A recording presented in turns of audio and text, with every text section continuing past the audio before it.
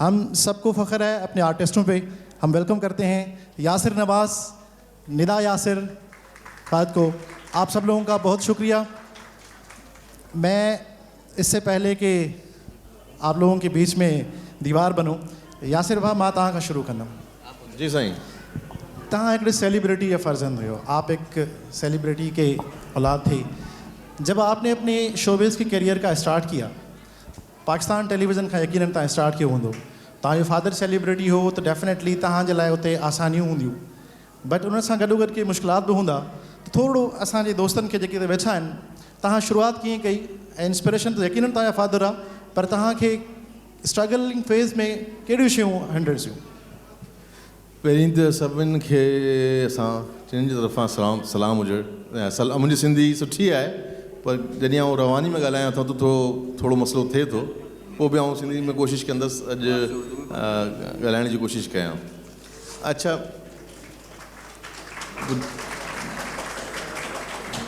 अच्छा, आउं फील्ड में आयो आहियां बाबा जी वजह सां।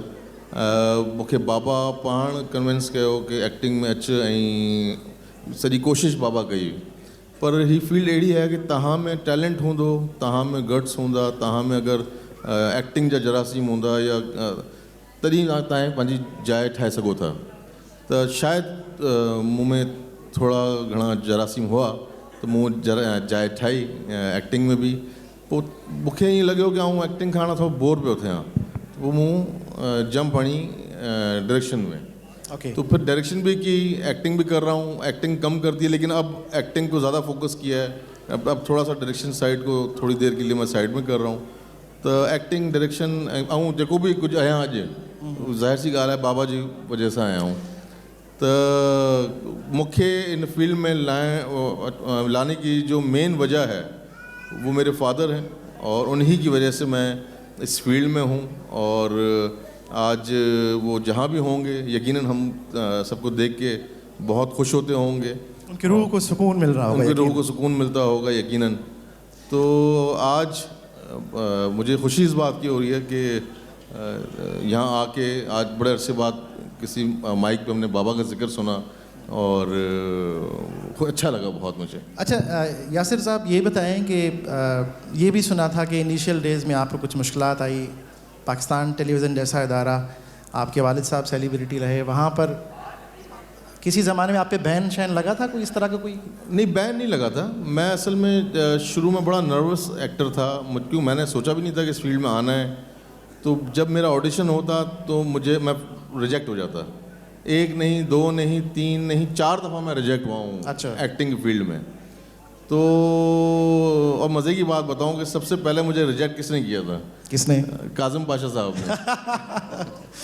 तो सबसे पहले मुझे उन्होंने रिजेक्ट किया था। ये इन्होंने मुझसे शादी करके बदला लिया है? मैंने बदला लिया है। तो उसके बाद मुझे फील हुआ कि मैं अगर मुझे आना ही है इस फील्ड में, तो फिर मैंने अपने आप को तैयार किया, अपने आप को समझाया कि जब आना है इस फील्ड में फिर तरीके से आओ। तो सुल्ताना सिद्दीकी साहिबा, मंजूर कुरैशी साहब, मंजूर मक्सी साहब, अब्दुल कादिर जुनेजो साहब, ये वो बड़े नाम हैं जिन्होंने मुझे बेइंतहा सपोर्ट किया। और फिर एक जो बड़ा ब्रेक मिला, इसके बाद महरीन जब्बार के साथ बहुत प्लेस किए, फिर वो सिलसिला चल पड़ा आहिस्ता आहिस्ता। लेकिन मैं इतना जानता हूँ कि मैंने अपने आप को इम्प्रूव किया, और मैं टैलेंट की बेस पे आज आगे निकला हूँ। आया ज़रूर फरीद साहब की वजह से था, उनकी सिफारिश से आया था बल्कि मैं कहता हूँ, लेकिन जगह मैंने अपनी मेहनत से ज़रूर बनाई है। बिल्कुल सही बात है। अच्छा निदा, आपसे सवाल करना चाहेंगे कि यकीनन काज़िम पाशा साहब एक बहुत बड़ा नाम पाकिस्तान इंडस्ट्री का, पाकिस्तान बड़े डायरेक्टर रहे वो। निदा पाशा से लेके निदा यासिर तक का जो सफ़र था वो आपके लिए कैसा रहा अब तक? सबसे पहले मेरी तरफ से भी सबको अस्सलाम वालेकुम। और मेरी शादी बहुत अर्ली डेज़ में हो गई थी मेरे करियर के, तो एज सच मुझे मौका नहीं मिला पता लगने का निदा पाशा से निदा यासिर तक का सफ़र। हाँ, निदा यासिर जब मैं बनी और तब से अब तक का सफ़र समझ आता है, लेकिन उस वक्त बहुत जल्दी शादी हो गई थी करियर के अर्ली डेज़ में। तो लाइक समझे स्ट्रगलिंग पीरियड ही था। निदा पाशा से निदा यासिर तक स्ट्रगलिंग पीरियड ही था मेरा। तमाम इसमें जो आपका टाइम स्ट्रगलिंग पीरियड रहा है उसमें यासिर की आपको सपोर्ट मिली या आपको लगता है कि फ़ादर ने ज़्यादा सपोर्ट किया था आपको? ना मुझे फादर ने सपोर्ट किया ना यासर ने किया, क्योंकि मैंने इनके प्लेज में इतना काम नहीं किया। अबू ने भी एक आध प्ले में ही लिया था। यासिर ने मुझे सपोर्ट तब किया जब मैंने काम छोड़ दिया था, बिल्कुल बच्चे छोटे थे, तो उस वक्त ज़ाहिर है अपने कितार्स बंदा अपने हस्बैंड से ही करता है। तो उस वक्त मैंने यासिर को बोला कि मैंने काम वाम छोड़ा हुआ, तो मुझे डिप्रेशन होता है, तो कुछ करना चाहिए। तो उस वक्त यासिर ने ये सोचा अच्छा चलो हम घर ही घर में हम बच्चे भी देखते रहेंगे और नादानियाँ हम शुरू करते हैं। तो उस वक्त यासिर ने मुझे एक्चुअली सपोर्ट, यासिर की जो सपोर्ट है उस वक्त शुरू हुई, और समझे मेरा प्रॉपर करियर भी नादानिया से ही शुरू हुआ, जिसमें लोगों ने बहुत ज़्यादा पसंद किया, और फिर नादानिया की वजह से ही मुझे मॉर्निंग शो भी मिला। तो उस वक्त यासिर ने मुझे बड़ा सपोर्ट किया। निदा भाभी आपसे सवाल करेंगे, लेकिन दानिश मेरा बहुत पुराना दोस्त है। हमने KTN में अपने करियर का सफ़र स्टार्ट किया था, मैं एज ए न्यूज़ एंकर, बल्कि सबसे पहले मैं शोबिज़ रिपोर्टर था। दानिश आप तव्हांखे यादि आहे सिट कॉम तव्हां कयो, फ़हद मुस्तफ़ा तव्हां हिकिड़ो, मुझे ख़बर न आहे तव्हां जो डेब्यू उहो या फ़हद जो डेब्यू हो। तव्हांखे मां हिकिड़ी मज़ेदार ॻाल्हि ॿुधायां, मां शोबिज़ रिपोर्टर हुउमि, दानिश KTN ते ड्रामो कयो, अची मूंखे चईं फ़हद सां गॾु दादा मुंहिंजो काविश में इंटरव्यू कर। मां चयुमि यार हिकिड़े सिट कॉम ते हाणे तव्हांजो इंटरव्यू कीअं कयां मां? त दानिश जा वर्ड हुया, भाईजान हिकिड़े ॾींहुं मां वॾो एक्टर थी वेंदुमि, तूं ॻोल्हींदो रहंदे मां तोखे इंटरव्यू न ॾींदुमि, तुम ढूंढते रहोगे मैं तुम्हें इंटरव्यू ॾींदुमि एक दिन में बड़ा। और आज मैं इंटरव्यू कर रहा हूँ, इट्स ऑनर। दानिश जी, तव्हां ते इहो आहे तव्हां मज़ाहिया अदाकार आहियो, सीरियस अदाकारी जी तरफ़ तव्हांखे मौक़ो न मिलियो या हिकिड़ो छॉप लॻी वियो त भई बसि ये दानिश हाणे जेको आहे त मज़ाहिया अदाकारी रहंदो? जी थोरो सर, दोस्तनि खे ॿुधायो। Thank you very much Zara Sikandar Sahab, मुंहिंजे लाइ इलाही ख़ुशी जी ॻाल्हि आहे। सजाद सुहाग साहब तव्हांजी बि महिरबानी, ऐं जेतिरा असांजा सीनियर जूनियर अचंदड़ हिते जेतिरा बि सिंधी मौजूदु आहिनि सभिनी खे मां सलाम थो चवां, अस्सलाम वालेकुम। सिंध लिटरेचर फेस्टिवल आहे, त सभिनी खे पहिरीं मां तव्हांखे ॿुधाए छॾां, मूं इंजीनियरिंग कई आहे, बैचलर्स मैकेनिकल इंजीनियरिंग में। हुन खां पोइ मां मास्टर्स कई इंडस्ट्रियल बिज़नेस मैनेजमेंट में। हुन खां पोइ मूं जॉब कई एज एन इंजीनियर।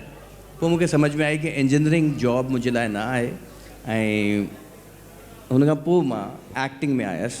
ऐं बाबा जी डेथ थी वई हुई, ऐं मुंहिंजे लाइ एॾी को वॾी सपोर्ट न हुई। एज़ तव्हांखे ख़बर आहे कि यासिर खे बि बाबा वठी ज़रूरु आयो, पर टैलेंट यासिर जो पंहिंजो, इन लाइ मुंहिंजो बि पंहिंजो टैलेंट हो। ऐं मूं जॾहिं पंहिंजो करियर स्टार्ट कयो, पहिरीं एक्टिंग इंडस विजन में असवर अली मूंखे एक्टिंग जो चांस ॾिनो, यासिर जो ई दोस्त हो। मूं एक्टिंग स्टार्ट कई हुते, ऐं हुन खां पोइ मुंहिंजो शौक़ु थियो कि यार डायरेक्शन ॾियां। एक्टिंग ठीकु आहे, कॉमेडी सुठो आहे, पर डायरेक्शन ॾियां। डायरेक्शन ॾियण लाइ हू चवंदा न कि पंहिंजा ई कमु ईंदा आहिनि, त पोइ सिंधी साईं अली काज़ी साहब KTN चैनल, हुननि मूंखे चांस ॾिनो एज़ एन डायरेक्टर कमु करण जो। मुंहिंजो को एक्सपीरियंस कोन हो एज़ ए डायरेक्टर, पर पहिरीं दफ़ा त मां चवां थो हिते जेतिरा बि हिते सिंधी असांजा वेठा आहिनि, तव्हांजा जेका वॾा आहिनि हुननि असांखे सपोर्ट कयो आहे, ऐं असांखां जेका नंढा आहिनि हुननि खे असीं सपोर्ट कंदा। अच्छा दोस्तों, कॾहिं never hesitate to work, this is your country, your city, your province, you have to work a lot. तव्हांखे महिनत करणी आहे, अॻियां अचिणो आहे, तव्हां कॾहिं बि हेजिटेट न कजो। असां आहियूं हिते, जेतिरो असांखे सिकंदर साहब असांजे लाइ कयो जॾहिं मां न हुउसि, सजाद सुहाग साहब हुते सीनियर हो ओॾी महिल, हींअर बि सीनियर आहे, इलाही रिस्पेक्ट आहे, तमामु घणो सीनियर आहे। जी बिल्कुलु बिल्कुलु।